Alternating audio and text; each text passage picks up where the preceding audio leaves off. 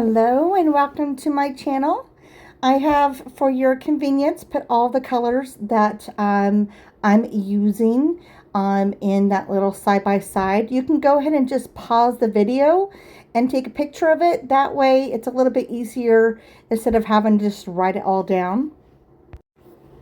I'm going to be doing what's called a Dutch pour, but it's a chaos Dutch pour. So it's a little bit different than your average Dutch pour that you see on other videos. And basically I'm going to be painting the colors really more like just dripping them in to each corner of the canvas. And then I'm going to be using the hairdryer to blow them all out. So in the meantime, I'm going to go ahead and start the music so that way I'm not boring you with my voice.